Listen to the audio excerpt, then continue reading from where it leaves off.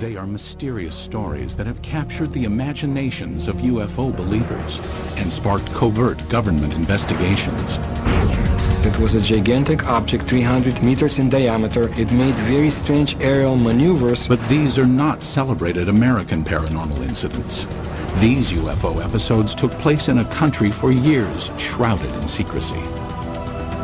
Behind the scenes, the Russian government, the Russian military take this phenomena very seriously. They've been lying directly to their own people.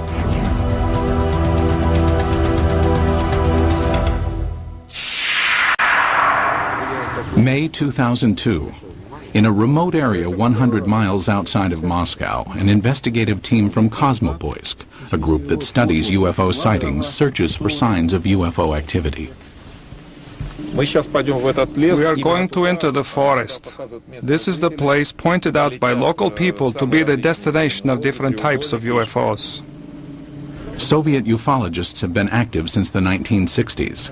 They claim that for decades, thousands of citizens have witnessed the appearance of unexplainable objects in the skies over Mother Russia.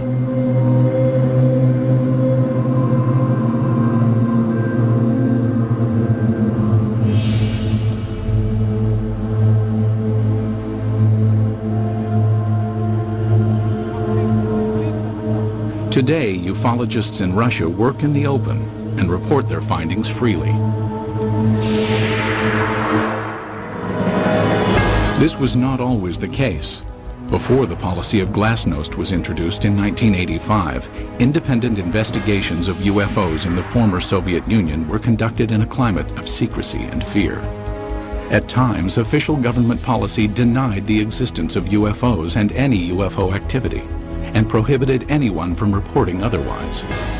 The UFO research in the former Soviet Union was a very complicated matter because one had to deal with overall state secrecy.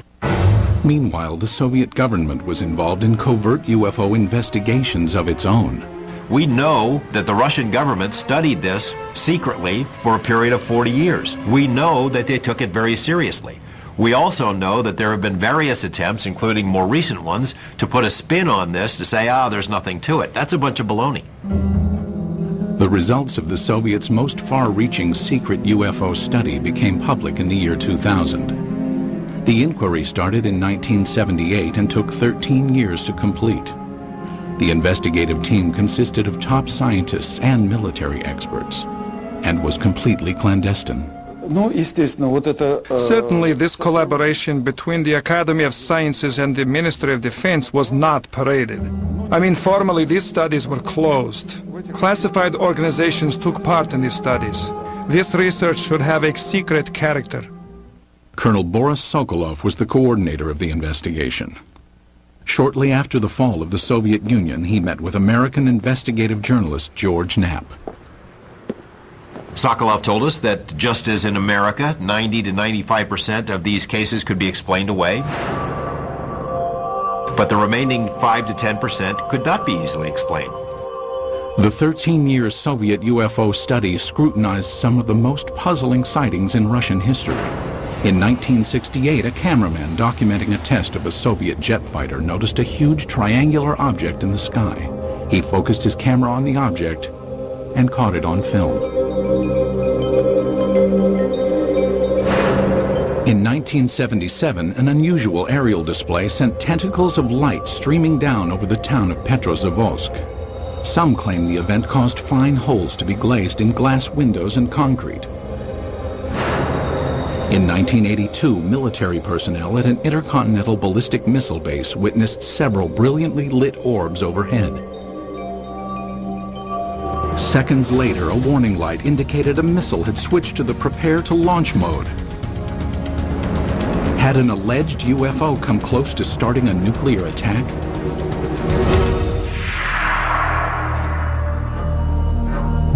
UFO sightings over Russia are not limited to the recent past. Reports of peculiar-looking airborne objects date back centuries. However, no formal investigations were undertaken until the early 20th century, when an event of epic proportions demanded analysis.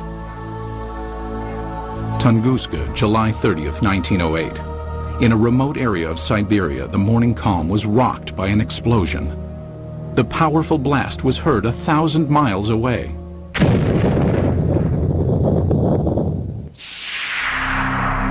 There was an enormous fireball blast, something on the order of 15 megatons of equivalent energy, which is roughly 1,000 times that of the Hiroshima blast at the end of the Second World War. This was an extraordinary event.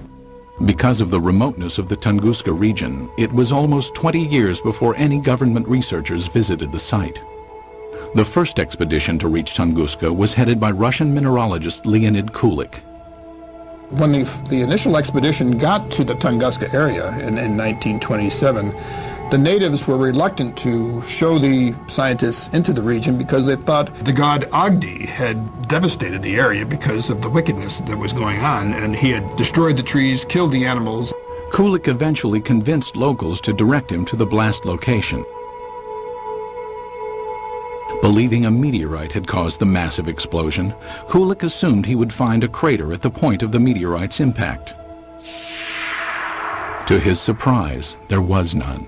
He looked for meteorite samples on the ground because often when an object hits the Earth, it throws up debris, and the debris is recoverable around the edges of the crater.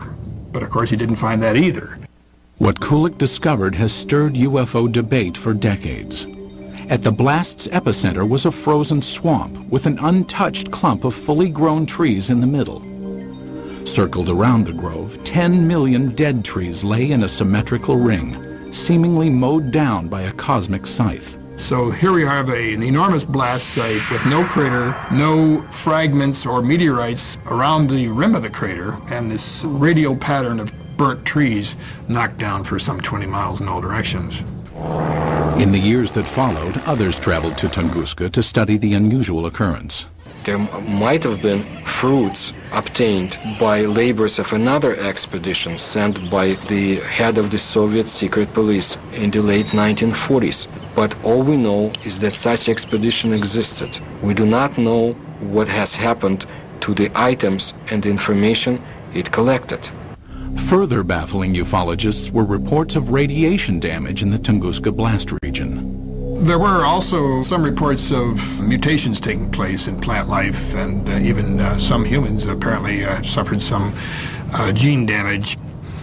In 1947, Russian Army Colonel Alexander Kazantsev developed a remarkable theory based on information about the devastating consequences of America's atomic bomb attacks on Japan. He was listening to the report about the nuclear bombardment.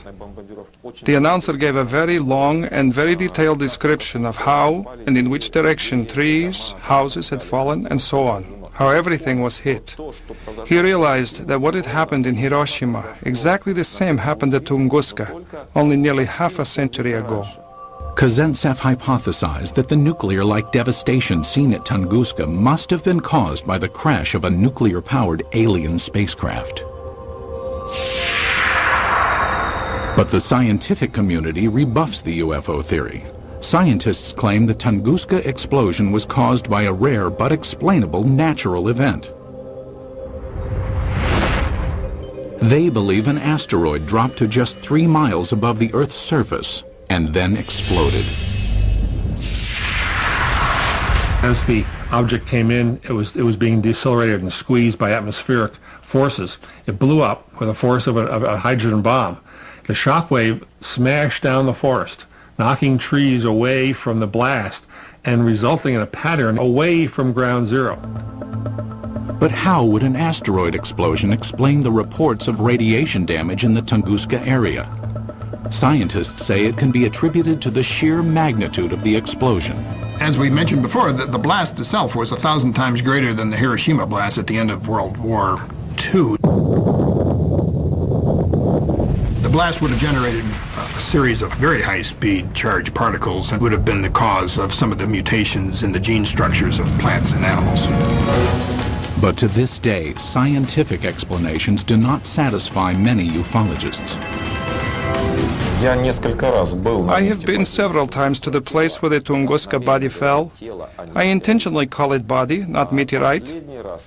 I mean, the catastrophe of an asteroid, of a comet, or of any other natural body cannot lead to such consequences. A number of expeditions found things that they couldn't explain. There are some people who were saying that the evidence suggested this was some kind of an alien spaceship.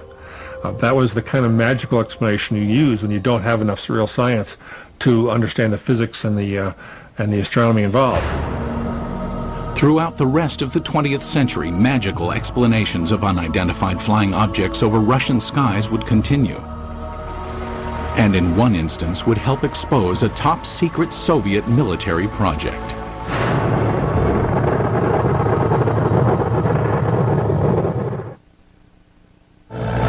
It was 1948. World War II was over, but the Cold War was just beginning. Soviet leader Joseph Stalin had initiated the Berlin blockade and directed his scientists to develop a nuclear weapon to rival that of the United States. It was during this period that some claim Stalin grew concerned about UFOs. It is said his interest stemmed from reports of a 1947 UFO incident in Roswell, New Mexico. New Mexico in 1947 would have been a hotbed of Soviet espionage because we had all kinds of stuff there. The 509th Bomber Wing, the only atomic bomber wing group. Purportedly, Stalin ordered Sergei Korolev, the founder of the Russian space program, to analyze information about the supposed Roswell crash and report his findings. Mr. Korolev came up with an answer.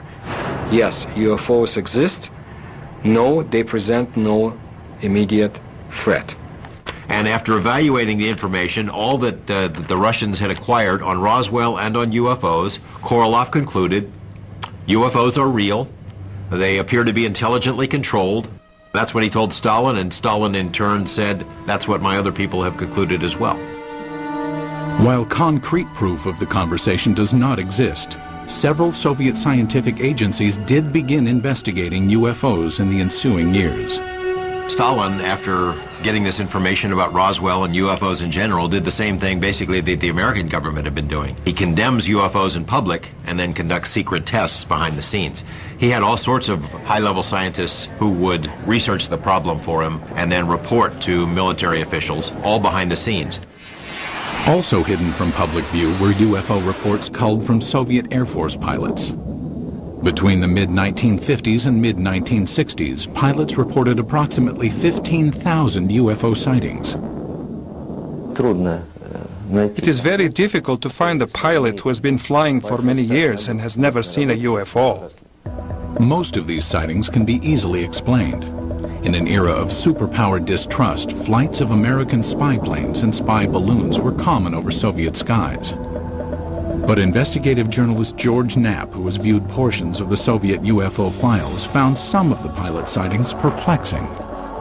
There were 40 instances where Russian warplanes were sent after UFOs. This is not temperature inversion, this is not a weather balloon, this is not swamp gas, these are craft floating around in the airspace of Russia, and they sent warplanes to go chase them.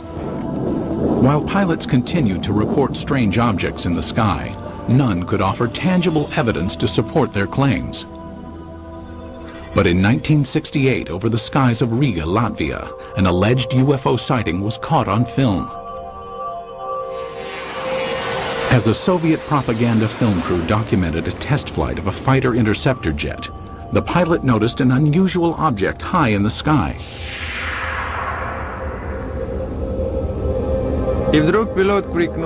And suddenly the pilot shouted, "Look, film it!" We looked and saw a triangle at a tremendous height. Fighter planes scrambled to investigate, but the object quickly disappeared behind a cloud and was never seen again. It was later estimated that the craft was hovering approximately 7 miles above the ground. The film was sent to the Kremlin, where it remained locked from public view for years. They really took it seriously. I say seriously because the film was taken away. It was declared completely secret. Outsiders have only recently seen the confiscated film. While some maintain the film is conclusive evidence of a UFO, Skeptics argue the vehicle was most likely a French-made high-altitude research balloon. As secrecy enveloped all government discussions of UFO issues, an underground army of Soviet ufologists began to form in the USSR. They kept their studies concealed. Russians who study UFOs in this period report that they had a very serious feeling of threat from the Soviet government, that they were doing something which the Soviet government disapproved of. The leader of civilian UFO research was Felix Ziegel, the man considered the father of Soviet ufology. Felix Ziegel was a Soviet scientist. He was a doctor of mathematics and astronomy at the Moscow Aviation Institute. He made it his job to find out why are the strange objects or in the skies of his country. Ziegel challenged the Soviet system by conducting paranormal lectures, organizing independent UFO investigations, and urging Soviet citizens to report any and all sightings. His efforts were not without risk. We cannot say, of course, that people would be put in jail for it, but still Ziegel suffered. He was harassed both in his place of work, at the Institute of Aviation, and he was harassed by the state government authorities. Ziegel and his investigators spread information about UFO sightings through an underground press network. Samizdat, private publications used to disseminate information, were strictly forbidden by the Kremlin.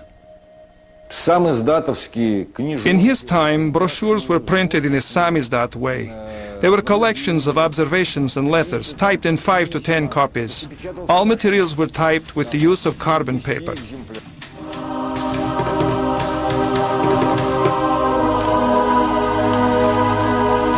Samizdat papers were distributed by trustworthy messengers who secretly carried the copies from one person to the next.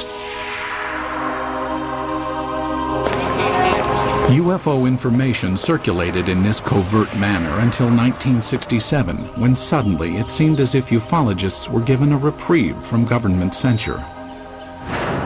Today it appears this respite was a smokescreen, part of an intricate government deception. The complex ruse began in 1967 when citizens reported multiple sightings of crescent-shaped UFOs over the skies of the Ukraine and the lower Volga Valley. It was also seen as far south as the Caucasus Mountains, where many astronomers in observatories in the Caucasus Mountains would see these objects flying horizontally from west to east, crescent-shaped, heading toward the east. For reasons unknown at the time, the government allowed press coverage and independent study of the sightings. Felix Ziegel was granted permission to form a government-sanctioned investigative committee made up of over 200 scientific and military experts. In October 1967, they convened at the Central House of Aviation and Cosmonautics in Moscow. Their goal? Determine the cause of the mass sightings. On television and in newspapers, Ziegel's committee appealed to Soviet citizens to report information on UFOs. For the first time in Soviet history, UFOs seemed to be an open topic. It was like a breath of fresh air. Freedom of discussion about a forbidden subject was permitted to the Soviet citizens, and this was something unheard of. And alas, it did not last long. Within a few months of Ziegel's televised appeal, the steel jaws of Soviet censorship clamped down. Reporting of UFOs was once again off limits. The subject was dropped from the controlled media, and Ziegel's committee was ordered to disband. The committee was to encourage people to report. As soon as the reports began to gather, somebody in Moscow quashed the activity, canceled the committee, canceled publication of further works, and put a lid on it. Cries of a Kremlin whitewash were immediately sounded. Why the cover-up takes place, I don't know. Is there a cover-up? There's no question about it. But what they were covering up is the question. UFO buffs believe they were covering up alien visitations. I think the evidence is clear they were covering up descriptions of their own secret military aircraft and missile activities and satellite activities. Scientist and NASA consultant James Oberg came to this conclusion in 1977 after studying Soviet space vehicle launch patterns and comparing them to the dates of the 1967 sightings. He deduced that the crescent-shaped objects witnessed in the sky were not alien in nature, but could be attributed to secret tests of a new Soviet missile warhead.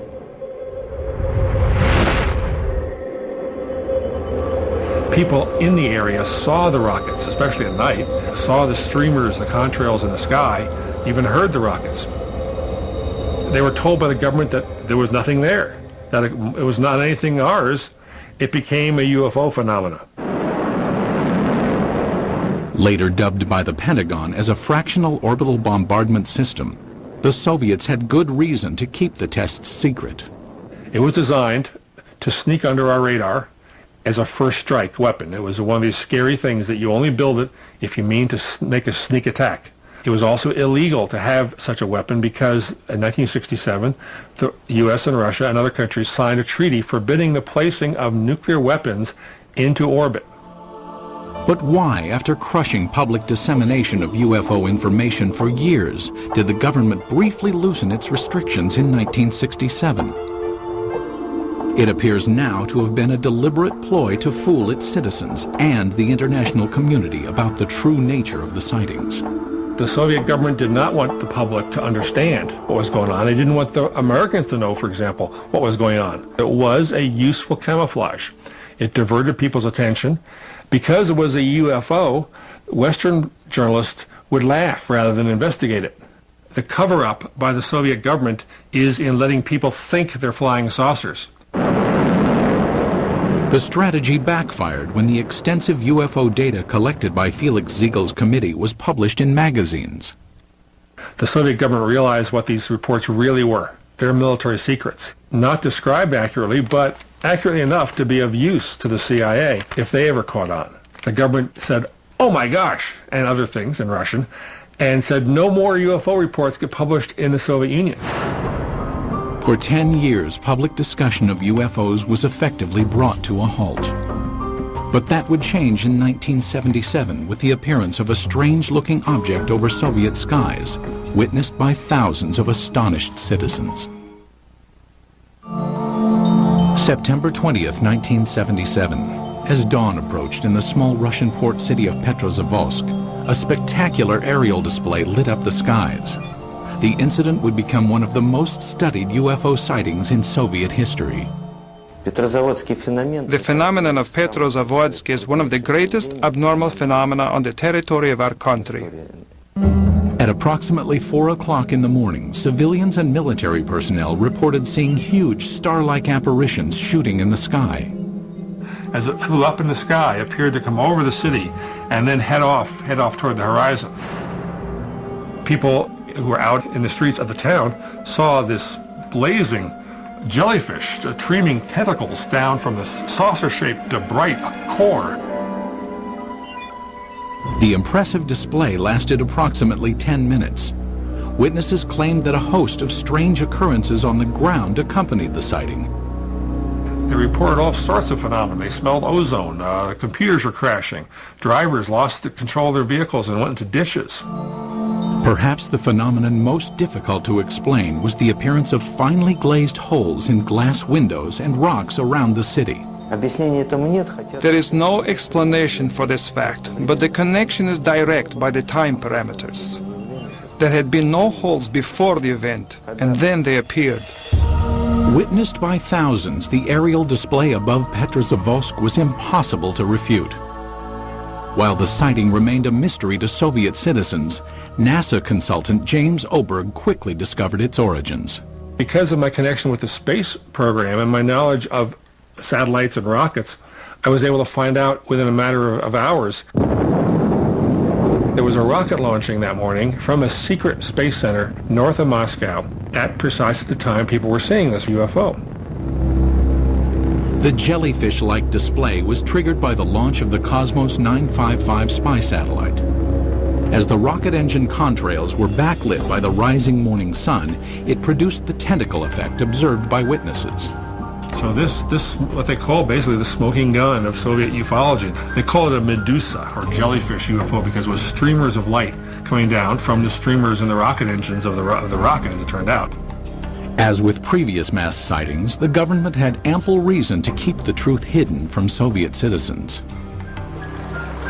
The satellite was launched from a secret military space center called Plesetsk, one of several undisclosed missile bases scattered throughout the Soviet Union. Most ufologists accept the satellite launch as the cause of the aerial display, but many argue it does not fully clarify the mystery. How shall we explain the appearance of some beams that burnt the glass?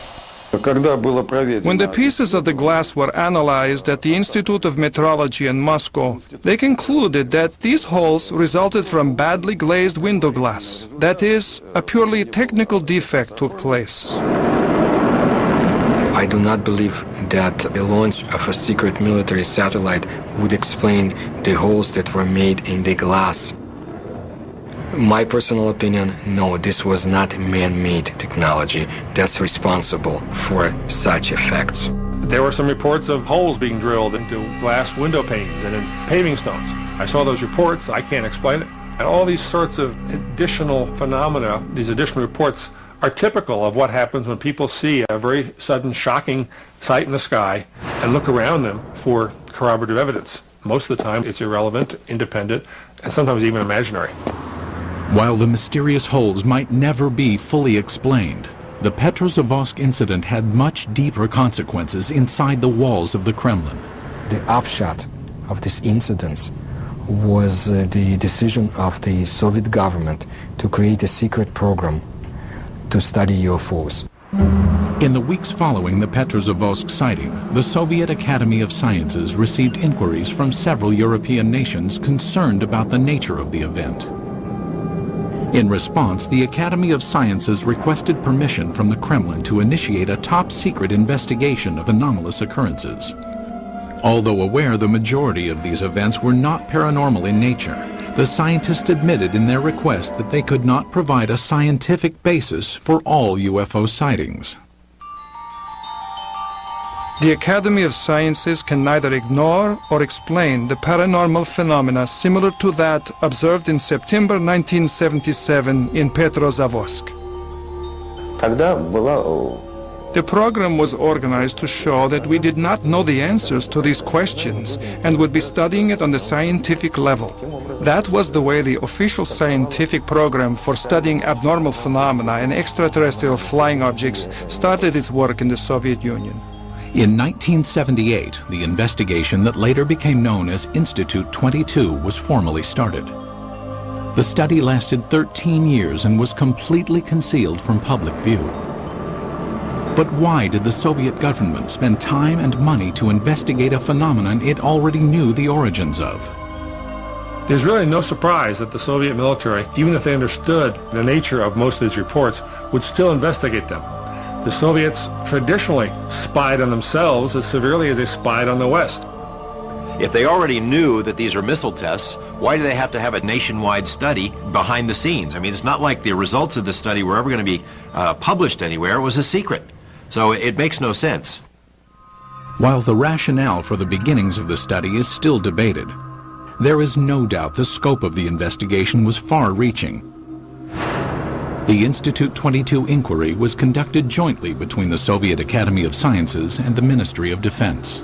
It was very useful for the Academy of Sciences to collaborate and to carry out studies together with the Ministry of Defense, because naturally it was much easier for the Ministry of Defense to get the information we had no access to. The armed forces were ordered to study what, if any, influence possible UFOs might have on the proper functioning of technical military equipment. In addition, hundreds of thousands of sailors, soldiers, and pilots were recruited to watch for and report on UFOs. No one was told why the reports were being taken. The Ministry of Defense has an enormous observance potential. First, military units are located all over the country. Second, unlike civil organizations, an order from the Minister of Defense is sufficient for making a potential viewer of each military man, and this was done. Every single unit in the vast Soviet military empire had to comply with this study. That is, any UFO, any anomalous object, any ball of light, any strange thing in the sky whatsoever had to be fully investigated. Scientists were directed to investigate the physical nature of alleged paranormal phenomenon. The data collected by the military and scientists was analyzed in a lab located in a nondescript building in a suburb of Moscow. The personnel of the laboratory were not numerous, not more than 10 people, and this number was never exceeded. But the specialists from almost all the scientific areas worked there, from a physician to specialists in radioelectronics, meteorology, and astrogeophysics. Practically all the specialists were represented there. It was done in order to study all possible aspects of UFOs.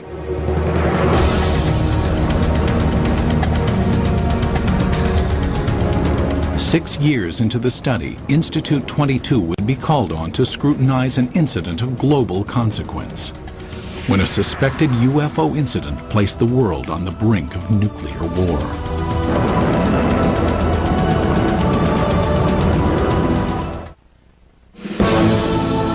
The early 1980s were a time of tense relations between the Soviet Union and the West. The era of détente had ended, and the Russian landscape was studded with intercontinental ballistic missile silos. Each contained nuclear weapons aimed westward. It was at one of these silos that a reported UFO incident caused a nuclear scare. Today, this ICBM silo in the Ukraine is deserted, dismantled in compliance with a nuclear arms reduction treaty between the U.S. and USSR. But at this silo in 1982, something went terribly wrong.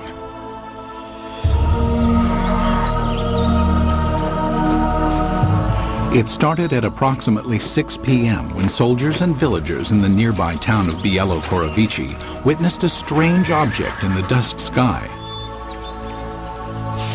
A military officer at the time described what he saw. I was riding a motorcycle not far from here. I saw a large object in the air. It had a perfect geometric shape. At the same moment inside the silo, an emergency warning light indicated that a nuclear missile had switched to launch mode. The most telling testimony comes from the communications officer who said that somehow something entered the correct code.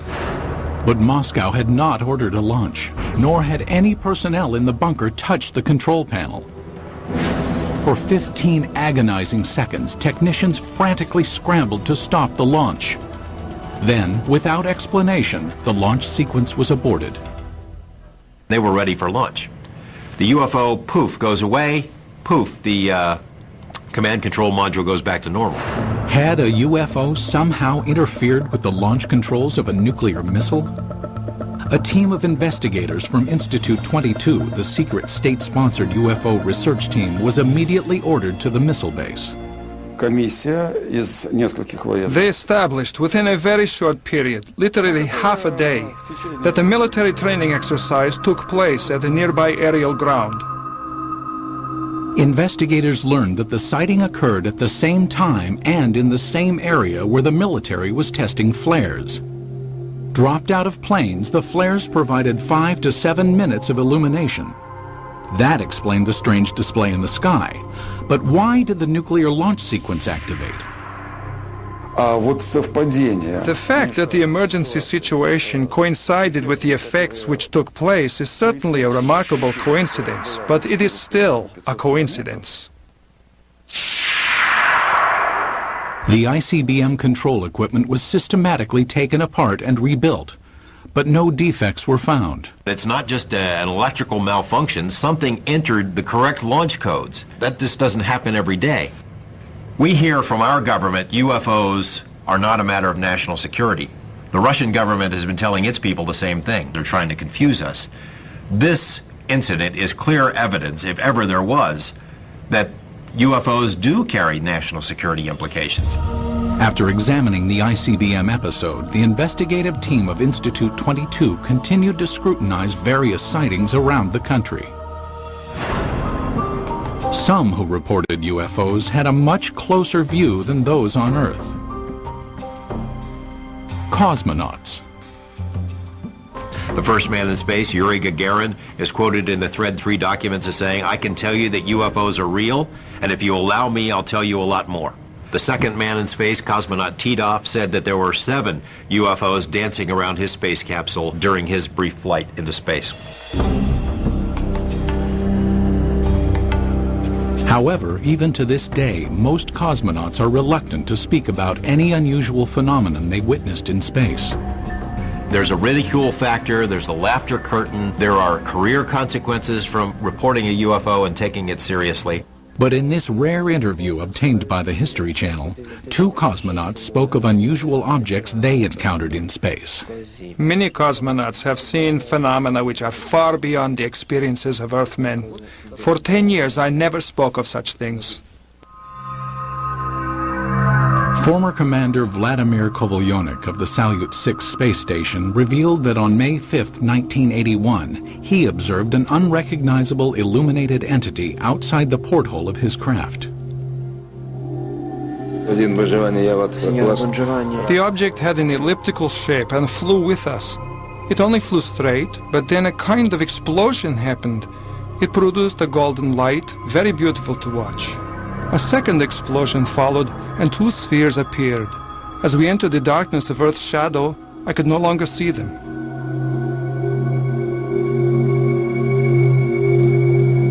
On a Mir mission in 1991, cosmonaut Musa Manarov managed to videotape an anomalous object during a routine docking procedure. I was looking out the biggest window. It was directly in front of me. I am familiar with the construction of all spaceships, but this was different. There is ongoing debate about sightings of unidentified objects by cosmonauts and American astronauts alike. Skeptics insist there is enough debris left in orbit to constitute a plethora of unusual sightings.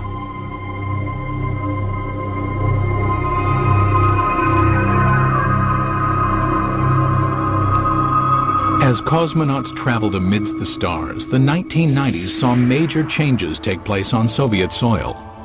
When the walls of communism crumbled, American UFO investigator George Knapp ventured to Russia, hoping to discover just what secrets the Soviets had been hiding about alien encounters. What he found was startling.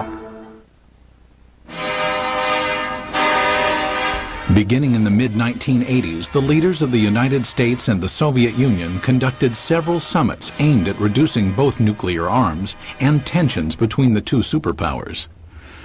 Shortly after one such meeting, President Ronald Reagan revealed he and Mikhail Gorbachev had discussed the topic of alien encounters. I couldn't help but say to him, just think how easy his task and mine might be in these meetings that we held if suddenly there was a threat to this world from some other species, from another planet, outside in the universe. We'd forget all the little local differences that we have between our countries. Reagan made 5 different public statements, including one to the United Nations, that, well, boy, wouldn't it be something if UFOs were suddenly a threat to us and we'd all get together? And so Gorbachev kind of responded, yeah, it sure would. You know, we would get together. Lo and behold, we did get together. You know, the wall came tumbling down, perestroika, glasnost. With the collapse of the Soviet Union came a new era of openness in Russia. Thousands of miles away in Las Vegas, Nevada, investigative journalist George Knapp, who had studied many American UFO incidents, realized the time was perfect to explore Russian reports. 3 years ago, we had succeeded in obtaining several hundred pages of secret Russian UFO documents and photos. Other Western journalists followed. Today, it's a new ballgame. The lid has been dropped on government UFO files, although there is still plenty of information to be found. It occurred to me, now may be the time to go ahead and try to find out what the Russians know about UFOs. It was a tumultuous, crazy time, but a wonderful time to be there as a journalist. In 1993, Knapp traveled to Russia and was introduced to Boris Sokolov, the coordinator of Institute 22. Like many government-funded scientific projects from the era, Institute 22's funding had been cut and the project disbanded. Sokolov provided Knapp with some of the recently declassified UFO files, containing information on the cases that were more difficult to explain. he had culled from the thousands of reports some of the most interesting ones and had kept them in these binders, and we were able to get them and bring them back. Why would the Russian military study all of this stuff? Colonel Sokolov said it was a very practical reason. They knew that UFOs could do things that their planes couldn't. Figured by studying it, they may be able to get an advantage over us in terms of stealth technology. Upon returning to the United States, Knapp made some of the files public. As a result, Colonel Sokolov was ridiculed by some back in his homeland. Officially, Russia was a democracy, but the communists still had a lot of influence. There were communist newspapers that attacked him broadly as being a sellout to Mother Russia. But the public scorn Sokolov endured was certainly less severe than the consequences he might have been subject to in the old Soviet Union. My friend put it this way. He said, if this had happened 5 years ago, we would be in prison. If it had happened 10 years ago, we'd all be shot for giving up these secrets. But in 2000, the relaxed political climate allowed Sokolov and scientist Yuli Platov to publish a report summarizing the findings of Institute 22. Entitled The History of UFO State Research in the USSR, the report concluded that of the 3,000 UFO sightings investigated, 90 to 95% of the incidents could be attributed to man-made phenomenon, mostly missile launches and research balloons. The remaining 5 to 10% could not be easily explained. He was not willing to conclude that any of these things were extraterrestrials or interdimensionals or aliens from the future or anything of that sort. Дело в том, что до этого The thing is that before, the enthusiastic ufologists had affirmed in literature that all we saw was due to contacts with the extraterrestrial civilizations. No. It turned out that only a very small percentage of events remained unexplained.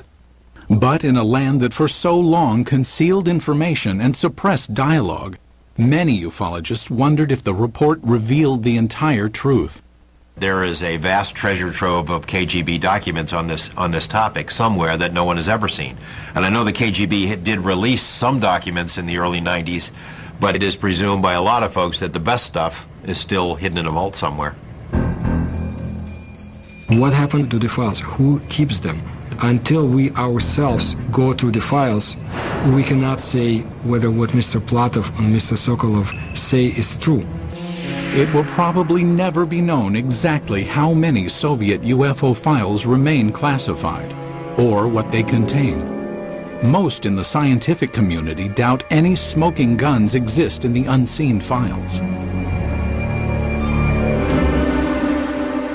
People in Russia still have a very powerful sense of gossip and rumors, because under Soviet days, so many things were illegal to talk about, illegal to know.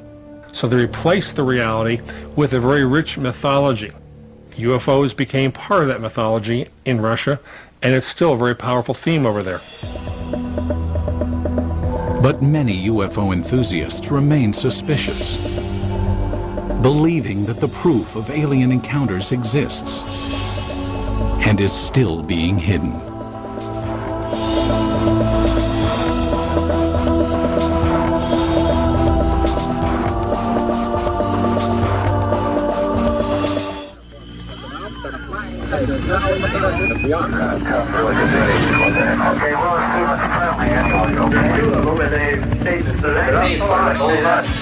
Oh my God, I know that's a plane.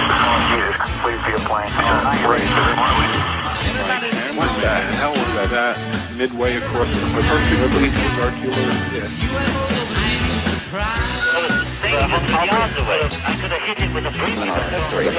We're studying something that's studying us. Something fired a beam of light during a circle, you can imagine, circling our warhead. Another struck the warhead.